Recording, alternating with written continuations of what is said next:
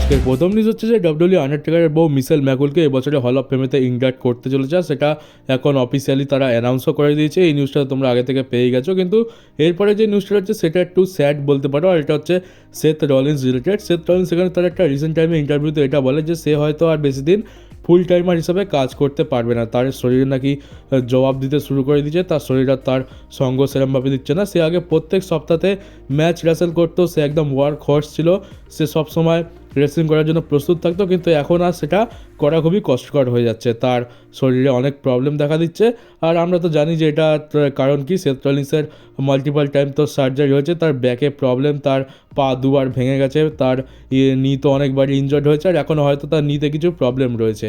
তো তার ক্যারিয়ার তো পুরো ইনজুরিতে ভরা রয়েছে, তার ফলে তাকে অনেকবার সার্জারি করাতে হয় আর তাকে অনেক স্ট্রাগলও করতে হয়। তো সেই কারণে হয়তো সেথ রলিন্সের ওপরে এই প্রভাবটা একটু বেশি পড়ছে। আমরা সাধারণত সেথ রলিন্সের বয়সী যে সমস্ত রেসলাররা রয়েছে তাদের ক্ষেত্রে এরকম প্রবলেম খুব একটা দেখতে পাই না, কিন্তু এখন সেথ রলিন্সের একটু সমস্যা তো হচ্ছে।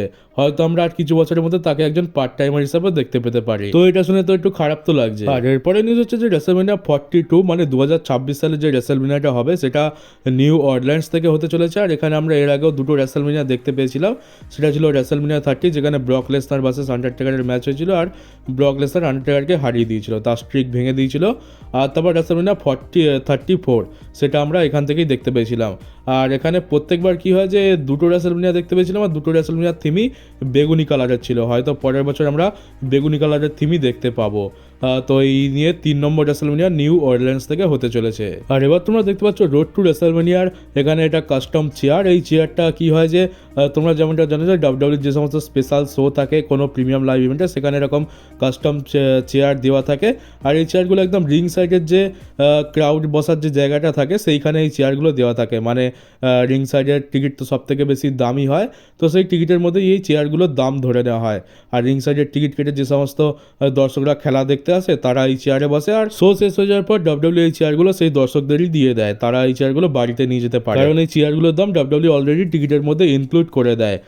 তোমরা বলতে পারো যে এমনিতে তো রিং সাইডের টিকিটের দাম অনেক বেশি হয়ে থাকে, আর এই চেয়ারগুলোর জন্য রিং সাইডের টিকিটের দাম আরও কিছুটা বেশি হয়ে যায়। আর এরপরের নিউজ হচ্ছে আমাদের যে আসকা রয়েছে তার টুইটার অ্যাকাউন্ট হ্যাক হয়ে গেছে। কোনো একজন ক্রিপ্টো হ্যাকার তার টুইটার অ্যাকাউন্ট হ্যাক করে দিয়েছে, তাই আসকা সবাইকে এখানে সতর্ক করছে যে প্লিজ এই সমস্ত অ্যাকাউন্ট থেকে সাবধানে থাকো। যদি তার নাম করে কেউ কাউকে কোনো ফ্রড করে তাহলে তার জন্য আসকা দায়ী নয়, কারণ তার অ্যাকাউন্ট হ্যাক হয়ে গেছে। আর এই মুহূর্তে তোমরা যাকে দেখতে পাচ্ছ এখানে স্যুটবুট পরে একটা লোক বসে আছে ট্রিপল এইচের পাশে, শন মাইকেলসের পাশে, এর নাম হচ্ছে ব্রায়ান জেমস। এনাকে ডাব্লিউডব্লিউ এখন স্ম্যাকডাউনের লিড রাইটারের পদটা দিয়েছে, মানে ডাব্লিউডব্লিউ যে সমস্ত স্টোরি লাইন হয় স্ম্যাকডাউনে, সেই স্টোরি লাইনের স্ক্রিপ্ট লেখার দায়িত্ব হচ্ছে এনার ওপরে। আর ইনি যে স্টোরি লিখবে সেটা যদি ট্রিপল এইচের মনোগত হয় আর ট্রিপল এইচ সেটাকে যদি পাস করে দেয় তাহলে সেটা আমরা স্ম্যাকডাউনেতে দেখতে পাবো। আর ইনি এমন জানা যে ইনি যা লিখবে তাই একদম আমরা হুবহু দেখতে পাবো। ইনি ধরো একটা স্টোরি প্রডিউস করলো, ইনি লিখলো সেটা যে এরকম এরকম হবে, আর ট্রিপল এইচ সেটাতে ওভাররাইট করলো। ট্রিপল এইচ বললো যে না, এতে কিছু চেঞ্জেস আনা দরকার, আমার এটা ভালো লাগছে না, এটা এরকম করতে হবে, ওটা এরকম করতে হবে। তারপর গিয়ে একটা ফাইনাল স্ক্রিপ্ট রেডি হয়, তারপর আমরা সেটা স্ম্যাকডাউনেতে দেখতে পাই। তো দেখতে গেলে রাইটার যেই থাকুক না কেন, প্রডিউসার যেই থাকুক না কেন, শেষমেশ তো সেই ট্রিপল এইচই যেটা করবে সেটাই আমরা দেখতে পাবো। তো এবার একটু ডাব্লিউডব্লিউর নতুন সিল্ড গ্রুপকে নিয়ে কথা বলা যাক। তোমরা অনেকেই বলছো যে এটা নাকি সিল্ডের 2.0। কারণটাও হচ্ছে যে এখানে সিল্ডের মতনই এদেরকে নিয়ে আসা হয়েছে। এখানে 4টে মেম্বার রয়েছে, আর এই 4জন মেম্বার একদম নতুন, এদেরকে আমরা এর আগে ডাব্লিউডব্লিউতে দেখিনি। আর এরা হাউন্ড অফ জাস্টিস যেরকম মাস্ক পরে আসতো, আমরা দেখতে পেতাম যে সেথ রলিন্স, রোমান রেইন্স আর ডিন অ্যামব্রোস তাদের ক্যারিয়ারের শুরুতে একসাথে একটা মাস্ক পরে এন্ট্রি দিত, তো সেরকম টাইপেরই বলতে পারো একটা মাস্ক পরে এন্ট্রি নিয়েছে, তাই এদেরকে সিল্ড 2.0 বলছে ফ্যান্সরা। এবার এই নিয়ে অনেকে বলছে যে এরা নাকি পরে সিল্ডের জায়গা নেবে, আর অনেকে বলছে সিল্ডকে কেউ রিপ্লেস করতে পারে না। তো আমি বলবো যে দেখো, এদের কত সিরিয়াসভাবে নেওয়ার দরকার নেই, কারণ আমরা ইতিহাস তো জানি, এনএক্সটিতে যাই পারে হয়ে যান কেন, মেন রস্টারে এসে তাদের কী হাল হয় আমরা দেখেই নিয়েছি। আমরা এর আগে আনডিসপিউটেড এরার মতো একটা অত বড় আর অত দারুণ সাকসেসফুল টিমের কী হাল হয়েছে মেন রস্টারে এসে সেটা তো দেখেই নিয়েছি। এছাড়া এদের মতো একবার রেট্রিবিউশন এসেছিলো, সেই রেট্রিবিউশনেরও তো হাল বেহাল হয়ে যায়। তো এদের কত সিরিয়াসভাবে নেওয়ার দরকার নেই। আর যদি ভালো কিছু হয় তখন নয় সিরিয়াসভাবে নেওয়া যাবে, তবে আপাতত এই নিয়ে মাতামাতি করার কিছু নেই যে এরা সিল্ডের জায়গা নেবে, এরা সিল্ড গ্রুপের মতো একটা নতুন বড় গ্রুপ। কারণ এদের ভবিষ্যতে কী হবে সেটা আমরা কেউই বলতে পারি। আর আমরা দেখেছি ট্রিপল এইচ কোনো জিনিস শুরু তো করে দেয় কিন্তু সেটা শেষ ঠিক করে করতে পারে না। তো এদের সাথে হয়তো সেটাই হতে পারে, এদেরকে নিয়ে এসছে তো খুবই ভালোভাবে, কিন্তু হয়তো এদের শেষটা ভালো নাও হতে পারে। তাই এখনই এদেরকে নিয়ে অত বেশি মাতামাতি করার কিচ্ছু নেই।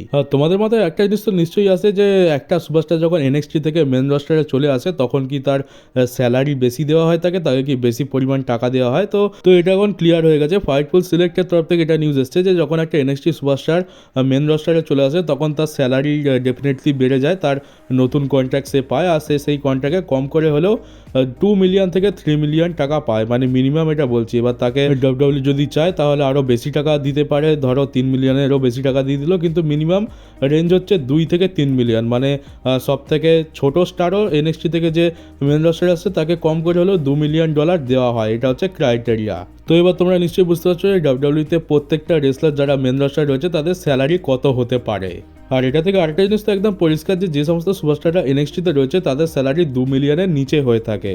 আর হ্যাঁ, তোমরা এটা ভুল করে বসো না যে এখানে প্রত্যেক মাসে তারা 2 মিলিয়ন 3 মিলিয়ন করে পায়, এটা হচ্ছে অ্যানুয়াল ইনকাম। তারা প্রতি বছরে কন্ট্রাক্টে যত টাকা ডিল সাইন করা থাকে তত টাকা তারা প্রতি বছরে পায়, প্রতি মাসে নয়। আর তোমরা সকলে WWE লেজেন্ড স্কট স্টাইনারকে তো চেনোই। তো কিছুদিন সময় আগে স্কট স্টাইনার এমনটা বলেছিল যে তার ছেলের রেসলিংয়ের প্রতি ইন্টারেস্ট আছে আর সে রেসলিংয়ে জয়েনও করবে। আর এখন সে সোশ্যাল মিডিয়াতে এটা টিজ করছে যে তার ছেলে হয়তো WWE-তে আসতে পারে। এখানে দেখতে পাচ্ছি এটা হচ্ছে তার ছেলের ফটো, এখানে তার ছেলের WWE-র একটা টি শার্ট পরে বসে আছে, আর সম্ভবত আমরা তাকে ভবিষ্যতে WWE-তেও দেখতে পাবো, এমনটা স্কট স্টাইনার টিজ করছে। আর এবারে একটু জেড কার্গিলের স্টোরি নিয়ে কথা বলা যাক। আমরা তো স্ম্যাকডাউনেতে দেখলাম যে নিওমি আর বিয়াঙ্কা ব্লেয়ারকে নিক অলডিস একটা CCTV ফুটেজ দেখালো, যেখানে আমরা দেখতে পেলাম যে জেড কার্গিলের ওপর অ্যাটাক হওয়ার পরে আমরা পার্কিং লটেতে এখানে লিভ মর্গান আর রাকেল রড্রিগেজকে দেখতে পাই, কিন্তু কোনো পাকাপোক্ত প্রমাণ নেই যে এরাই তাদের ওপর এরাই জেড কার্গিলের ওপর অ্যাটাক করেছে। তো এটা নিয়ে কি বলবো, এটা নিয়ে তো ফ্যান্সদের কোনো রকমই তেমন আমরা দেখতে পেলাম না যে ইন্টারেস্ট রয়েছে এখানে। আসলে স্টোরি লাইনটা এত বেশি স্ট্রেচ করে ফেলা হয়েছে যে ফ্যান্সরা ইন্টারেস্টই হারিয়ে গেছে। জেড কার্গিলের উপর তো আজ অ্যাটাক হয়নি, সেই কত মাস হয়ে গেছে তার উপর অ্যাটাক হয়েছিল, আর এখন গিয়ে এই স্টোরি লাইনটা এখানে দেখানো হচ্ছে। তো যার ফলে ফ্যান্সরা ইন্টারেস্ট হারিয়ে ফেলেছে। ট্রিপল এইচের এই একটা অবস্থা খুবই একটা বাজে অভ্যেস যে ব্লাড লাইনের স্টোরি তাড়াহুড়ো করে আর বাকি স্টোরিগুলোকে এত বেশি স্লো করে যে সেটা কেউ দেখতেই চায় না। স্টোরি একটা রিদমে চলা উচিত, খুব বেশি ফাস্ট করলেও সেটা কেউ পছন্দ করবে না, আর খুব বেশি স্লো করলেও সেটা কেউ পছন্দ করবে না। আর ট্রিপল এইচ মাঝামাঝি তো আসতে পারে না, হয় সে খুব তাড়াহুড়ো করে আর নয় সে খুব স্লো করে দেয়। এখানেও সেটাই হয়েছে। এখানে কী বা বলো, সব বিষয় এখানে লিভ মর্গান আর রাকেল রড্রিগেজকে টানাও তো ঠিক নয়। এখানে শেষ ম্যাচ হয়তো আমরা এটাই দেখতে পাবো যে নিওমি বা বিয়াঙ্কা ব্লেয়ারের মধ্যে যে কোনো একজন অ্যাটাক করেছে, বা এমনটাই হতে পারে যে নিওমি আর বিয়াঙ্কা ব্লেয়ার এই দুজন মিলেই জেড কার্গিলের উপর অ্যাটাক করেছে। তো এটার প্রতি তো সেরকম কারোর ইন্টারেস্ট নেই, আর আমারও কোনো রকম ইন্টারেস্ট নেই। আর এবারে রেসলম্যানিয়ার হাইপ তো বলতে গেলে একেবারে শেষ হয়ে গেছে। রয়্যাল রাম্বলে যে ওসো জেতার পর থেকে রেসলম্যানিয়ার হাইপ একেবারে ডাউন হয়ে গেছে। আর তারপরে বড় বড় যে সমস্ত স্টাররা রয়েছে এবারে রেসলম্যানিয়াতে, জন সিনা, CM পাঙ্ক, তাদের যে সমস্ত ম্যাচেসের কথা আমরা শুনছি সেটা শুনে তো হাইপ আরও বেশি ডাউন হয়ে যাচ্ছে। শুধুমাত্র বড় বড় স্টার রাখলেই হয় না, তাদেরকে বড় বড় ম্যাচও দিতে হয়। তো কি হচ্ছে যে এবারে একটা নয় বরং দুখানা খারাপ খবর রয়েছে। রেসলম্যানিয়ার বাকি ম্যাচগুলোর অবস্থা তো খারাপ ছিলই, কিন্তু এবারে কি হচ্ছে যে ট্রিপল এইচ আরও দুটো ম্যাচকে বরবাদ করার জন্য উঠে পড়ে লেগেছে। সেটা হচ্ছে যে আমরা এই বছর নাকি রেসলম্যানিয়াতে কেভিন ওভেন্স ভার্সেস স্যামি জেনের ম্যাচটা দেখতে পাচ্ছি না। ওটা আমি তো ভেবেছিলাম যে এলিমিনেশন চেম্বারে হচ্ছে, ঠিক আছে, আমরা এলিমিনেশন চেম্বারে কেভিন ওভেন্স ভার্সেস স্যামি জেনের মধ্যে ম্যাচ দেখতে পাবো। আবার রেসলম্যানিয়াতে হয়তো এখানে আমরা কোনো একটা স্টিপুলেশনের সাথে ম্যাচ দেখতে পেতে পারি, হয়তো হেল ইন এ সেল ম্যাচ হলো, কিংবা লাস্ট ম্যান স্ট্যান্ডিং, কিংবা ফলস কাউন্ট এনিওয়্যার একটা ম্যাচ দিয়ে দিল, যেটা ফ্যান্সরা খুবই দেখতে মানে ইচ্ছুক তো থাকবেই। আর দেখতে গেলে স্যামি জেন ভার্সেস কেভিন ওভেন্সের ম্যাচে একটা আলাদা স্টোরি থাকে যে এই ম্যাচটা অনেক ইউনিক, আর এদের মধ্যে কত পুরনো একটা স্টোরি রয়েছে। এই ম্যাচটা আমরা যতবারই দেখি বোর তো একদমই হয়নি। এখানে স্টোরি থাকে, স্টোরি টেলিং থাকে, রেসলিং কোয়ালিটিও তো 1 নম্বর থাকে। তো এই ম্যাচটা একটা চ্যাম্পিয়নশিপ ম্যাচের থেকেও বড় বলতে পারো, কিন্তু এবারে রেসলম্যানিয়াতে আমরা এই ম্যাচটা দেখতে পাবো না, বরং আমরা স্যামি জেনের সাথে ক্যারিয়ান ক্রসের ম্যাচ দেখতে পেতে চলেছি। তো হ্যাঁ, শুনে তো আমারও অবস্থা খারাপ হয়ে গেছে, ভাবছি এইটা কি করছে WWE। আমরা আশা করে আছি যেখানে আমরা স্যামি জেন ভার্সেস কেভিন ওভেন্সের ম্যাচ দেখতে পাবো, বা স্যামি জেনের কোনো একটা বড় ম্যাচই WWE বুক করে দিক, কিন্তু না, তার জায়গায় নাকি ক্যারিয়ান ক্রস, এটা হচ্ছে তার রেসলম্যানিয়া অপোনেন্ট। এটা তো ব্যাকল্যাশ কিংবা পে ব্যাকেও জায়গা পাবে না, এটা কোনো একটা রয়্যাল এপিসোডে করানোর মতো ম্যাচ। আর এটা কিনা WWE রেসলম্যানিয়াতে করানোর জন্য প্ল্যান করছে। WWE বললে ভুল হবে, ট্রিপল এইচ রেসলম্যানিয়ার জন্য প্ল্যান করছে। তো এটা তো খুবই ডিসঅ্যাপয়েন্টিং। প্রথমে জানতে পারলাম যে এদের মধ্যে ম্যাচটা রেসলম্যানিয়া নয়, এলিমিনেশন চেম্বারে হবে। ঠিক আছে, মানলাম যে দুজনেই ক্যানাডিয়ান আর এলিমিনেশন চেম্বারও ক্যানাডাতে হচ্ছে, তা নয় এটা ম্যাচটা করিয়ে দিল এলিমিনেশন চেম্বারে। কিন্তু রেসলম্যানিয়াতে তো একটা ভালো ম্যাচ দিতে পারতো, একটা বড় স্টিপুলেশন দিয়ে হেল ইন এ সেলই দিয়ে দিতে পারতো, বা লাস্ট ম্যাচ স্ট্যান্ডিংয়ে দিয়ে দিতে পারতো, আমরা খুশি খুশি দেখে নিতাম। কিন্তু শেষ ম্যাচ নাকি এই ম্যাচটা আমরা দেখতে পাবো। আর এর পরের যে ম্যাচটা রয়েছে সেটা শুনে তো তোমরা আরও বেশি অবাক হবে। সেটা হচ্ছে যে আমরা কেভিন ওমেন্সের ম্যাচ দেখতে পাবো র্যান্ডি অর্টনের সাথে। এই ম্যাচটা ডাব্লিউডব্লিউ প্ল্যান করে রেখেছে। রেসলম্যানিয়াতে আমরা কেভিন ওমেন্স ভার্সেস র্যান্ডি অর্টনের মধ্যে ম্যাচ দেখতে পেতে চলেছি। তো দেখো এই ম্যাচটা কেভিন ওমেন্সের জন্য তো খুবই ভালো, আমরা কেভিন ওমেন্সের জন্য খুশি। কিন্তু র্যান্ডি অর্টন এত বড় একজন লেজেন্ড, তার ক্যারিয়ার এত ভালো চলে যায়, সে রেসলম্যানিয়াতে কেভিন ওমেন্সের এগেনস্টে ম্যাচ লড়বে, এটা কী রকম কথা হলো?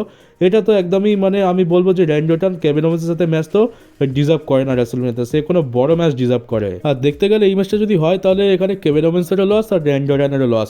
কেভিন ওমেন্স একটা বড় ম্যাচ পেতে পারতো, র্যান্ডি অর্টন একটা বড় ম্যাচ পেতে পারতো, কিন্তু শেষ ম্যাচ আমরা এই ম্যাচটা নাকি দেখতে পাবো। র্যান্ডি অর্টনের রিটার্ন যেটা 1 মাস আগেই হয়ে যাওয়া উচিত ছিল সেটা আমরা দেখতে পাচ্ছি না। আর মনে হচ্ছে এলিমিনেশন চেম্বারে র্যান্ডি অর্টন ফাইনালে রিটার্ন করবে আর কেভিনের উপর অ্যাটাক করবে, তারপর আমরা রেসলম্যানিয়াতে এই ম্যাচটা দেখতে পাবো। এটা হলে খুবই খারাপ। র্যান্ডি অর্টন যাকে আমরা ভেবে রেখেছি যে রিটার্ন করবে, সে কোডির ওপর হয়তো টার্ন করবে, রেসলম্যানিয়াতে হয়তো আমরা তার রিটার্ন দেখতে পেতে পারি। রয়্যাল রাম্বলে যেহেতু রিটার্ন হয়নি, আমরা তো সেই প্রথমে যখন দেখতে পেলাম যে কোডি আর র্যান্ডি অর্টনের মধ্যে একটা আমরা স্টোরি দেখতে পেয়েছিলাম যেখানে র্যান্ডি অর্টন কোডি রোডসের টাইটেলের ওপর নজর রেখেছিল। তো ভেবেছিলাম যে হয়তো রেসলম্যানিয়ার আগে র্যান্ডি কোডির ওপর টার্ন করবে আর আমরা কোডি রোজ ভার্সেস র্যান্ডি অর্টনের মধ্যে ম্যাচ দেখতে পেতে পারি রেসলম্যানিয়াতে। আমরা এটা 3-4 মাস আগে ভেবে রেখেছিলাম। আর এখন কি না র্যান্ডি অর্টনের সাথে কেভিন ওমেন্সের ম্যাচ দেওয়া হচ্ছে, দেখে মনে হচ্ছে যে এটা র্যান্ডি অর্টনের রেসলম্যানিয়া ম্যাচ নয়, বরং এটা স্যাটারডে নাইটস মেন ইভেন্টের জন্য কোনো একটা ম্যাচ ডাব্লিউডব্লিউ বুক করছে। তো সত্যি কথা বলতে গেলে আমার তো এই ম্যাচটা দেখার একদম ইচ্ছা নেই। না তো আমি স্যামি জেনের এরকম একটা ফালতু ম্যাচ দেখতে চাই, আর না তো আমি কেভিন ওমেন্স আর র্যান্ডি অর্টনের এরকম একটা ফালতু ম্যাচ দেখতে চাই।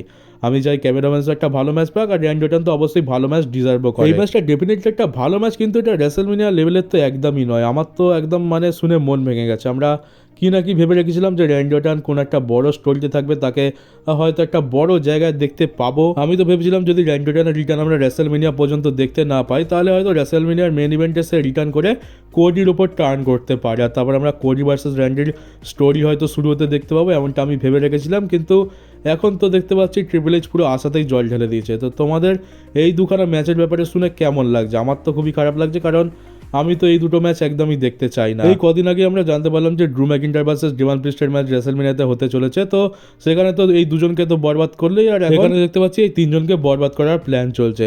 প্রথমে তো ক্যারিয়ান ক্রসের কথা তো বাদই দাও, ওকে তো কেউ সিরিয়াসভাবে নেয় না। বাকি রইল কেভিন ওমেন্স, স্যামি জেন আর র্যান্ডি অর্টন। এই তিনজনকে এবার বরবাদ করার পুরোপুরি প্ল্যান করে নিয়েছে ট্রিপল এইচ। তো এই হচ্ছে এখন সিচুয়েশান। আর আমি চাইবো যে যেন এইরকম কোনো ম্যাচ দেখতে না পাই আমরা। কিন্তু এখন যেরকম নিউজ পাচ্ছি, আর বেশ বলতে পারো যে পাকাপোক্ত নিউজ সোর্সের তরফ থেকেই নিউজ এসেছে যে এইরকম আমরা দেখতে পেতে চলেছি রেসলম্যানিয়াতে, তো সত্যি হওয়ার চান্সই বেশি। আর এলিমিনেশন চেম্বারে যদি র্যান্ডি অর্টন রিটার্ন হয়ে যায় তাহলে আর তো কিছু বলারই নেই, আমরা এই ম্যাচটাই দেখতে পাবো রেসলম্যানিয়াতে। তো তোমাদের কি মতামত তোমরা বলো। আমি তো বলবো ট্রিপল এইচ এই টাকলা পুরো বরবাদ করে ছেটাবে ডাব্লিউডব্লিউকে। রেসলম্যানিয়ার মতো একটা এত বড় ইভেন্টের কীভাবে ব্যান্ড বাজাচ্ছে। আমার এখানেই শেষ নয়, এখনও তো এলিমিনেশন চেম্বার বাকি আছে, যেটা আমরা ভাবছি যে জন সিনা জিতবে। রয়্যাল রাম্বলে তো কী হলো দেখেই নিয়েছি। এবারে এমনটা মনে হচ্ছে যে এখানে আমরা হয়তো জন সিনাকে হারতে দেখতে পেতে পারি। এমনটা তো অনেকেই বলছে যে এখানে জন সিনা জিতবে, কিন্তু আমার মনে হচ্ছে ট্রিপল এইচ এখানেও আমাদেরকে ডিসঅ্যাপয়েন্ট করতে চলেছে। সারপ্রাইজ দেওয়ার নাম করে আমাদেরকে এইরকম যদি দেয় তাহলে আমরা আর কী বা বলবো। এটা হয়তো আমি তো চাইবো যে এখানে জন সিনা বা সিএম পাঙ্কের মধ্যে কেউ একজন জিতুক, কিন্তু মনে হচ্ছে এখানে জন সিনা হেরে যেতে পারে। কারণ এমনটা বেশ রুমার তো চলছে যে এখানে লোগান পল হয়তো কি এমন কিছু করতে পারে, যেমনটা আমরা দেখতে পেয়েছিলাম যে আগের বছর লোগান পল লাস্ট মোমেন্টে ব্রাশ নাকাল পরে র্যান্ডি অর্টনকে মেরে দিয়েছিল, যার ফলে র্যান্ডি অর্টন এলিমিনেট হয়ে গেছিলো। তো এই বছর আমরা হয়তো সেরকমই কিছু দেখতে পেতে পারি। এখানে লোগান পল কিছু এমন করলো জন সিনার সাথে, যার ফলে জন সিনা এলিমিনেট হয়ে গেল, আর তারপর রেসলম্যানিয়াতে আমরা জন সিনা ভার্সেস লোগান পলের ম্যাচ দেখতে পেলাম। তো এটাও তো রেসলম্যানিয়া লেভেলের ম্যাচ নয়, এটাকে পে ব্যাক কিংবা ব্যাকল্যাশ কিংবা মানি ইন দ্য ব্যাঙ্ক, নাহলে স্যাটারডে নাইটস মেন ইভেন্টের মতো শোতেই এই ম্যাচটা হওয়ার যোগ্য। কিন্তু এটা রেসলম্যানিয়া লেভেলের ম্যাচ তো একদমই নয়। আর কেই বা রেসলম্যানিয়াতে জন সিনার শেষ ম্যাচ লোগান পলের এগেন্সটে দেখতে চায়, এটা খুবই ডিসঅ্যাপয়েন্টিং। আমি এই জন্যই বলেছিলাম যে বড় বড় স্টার রাখলেই হয় না, তাদেরকে বড় বড় ম্যাচও দিতে হয়। এবার যদি জন সিনার সাথে লোগান পলের ম্যাচ হয় তাহলে তোমরাই বলো কেই বা এই ম্যাচটা দেখতে চাইবে। আমরা জানি যে রেসলমেনিয়াতে জন সিনা রয়েছে, কিন্তু কেউ তার ম্যাচ দেখতে চাইছে না। কারণ কি? কারণ তাকে একটা বড় ম্যাচ দেওয়া হয়নি, তাকে লোগান পলের সাথে ম্যাচ দেওয়া হয়েছে, যে ম্যাচটা রেসলমেনিয়া ক্যালিবারের ম্যাচই নয়। তো এই জন্য আমি বলেছিলাম যে শুধুমাত্র বড় বড় স্টার ভরে রাখলে হয় না, তাদেরকে ঠিকঠাক জায়গায় ইউজ করতে হয়। রয়্যাল রাম্বল জেউসও জিতলো, যার ফলে গান্থারের ম্যাচটা তো বরবাদ হয়ে গেল। গান্থারের এখন জেউসও অপোনেন্ট, যদিও বা গান্থারকে লোকে একটু পছন্দ করছিল, গান্থারকে বড় স্টার হিসাবে দেখছিল, কিন্তু তাকে জেউসোর মতো অপোনেন্ট দিল, যার ফলে এখন সেই ম্যাচটাও দেখার কারোর ইচ্ছা নেই। আমরা ভেবেছিলাম যে জন সিনা রয়্যাল রাম্বল জিতে গান্থারকে চ্যালেঞ্জ করবে, একটা হাই লেভেলের ম্যাচ দেখতে পাবো, জন সিনা ভার্সেস গান্থার একটা রেসলমেনিয়া ক্যালিবারের ম্যাচ। তো প্রথমে তো সেটা বরবাদ হলো, তারপর আমরা দেখতে পাচ্ছি যে ড্রু ম্যাকিন্টায়ারের ম্যাচ বরবাদ হলো, ডেমন প্রিস্টের ম্যাচ বরবাদ হলো, এখন শুনছি স্যামি জেন আর র্যান্ডি অর্টন, কেভিন ওমেন্স এই তিনজনের ম্যাচ বরবাদ হবে। আর এলিমিনেশন চেম্বারে যদি জন সিনার সাথে কিছু একটা হয়, তাহলে আমরা জন সিনার ম্যাচটাও বরবাদ হতে দেখতে পাবো। তো আমাদের চোখের সামনে একটার পর একটা ম্যাচ বরবাদ করে দিচ্ছে এই ট্রিপল এইচ। তো আমাদের আর কী বা করার আছে, আশা তো এটাই করবো যেন এলিমিনেশন চেম্বারটা ভালোই কেটে যাক, আর আমরা রেসলমেনিয়াতে একটা অন্তত ভালো ম্যাচ দেখতে পাই, যে ম্যাচের যোগ্য তাকে সেই ম্যাচটাই দেওয়া হোক। আর আপাতত যা সিচুয়েশন দেখছি খুবই খারাপ। এইরকম বুকিং করলে আর এরকম ফালতু ফালতু ম্যাচেস বুক করলে রেসলমেনিয়ার হাইপ তো কমবেই, এতে তো বলার কিছু নেই। তো চলো গাইস, এই ভিডিওটা এই পর্যন্ত ছিল। কেমন লাগলো কমেন্ট বক্সে অবশ্যই জানিও। নতুন হয়ে থাকলে চ্যানেলটাকে সাবস্ক্রাইব করে নোটিফিকেশন বেলটাকে অন করে দিও, আর পারলে ভিডিওটাকে শেয়ারও করে দিও। তো চলো, দেখা হচ্ছে তোমাদের সাথে আমার ডাব্লিউডব্লিউই একটা পরের নিউজ ভিডিওতে।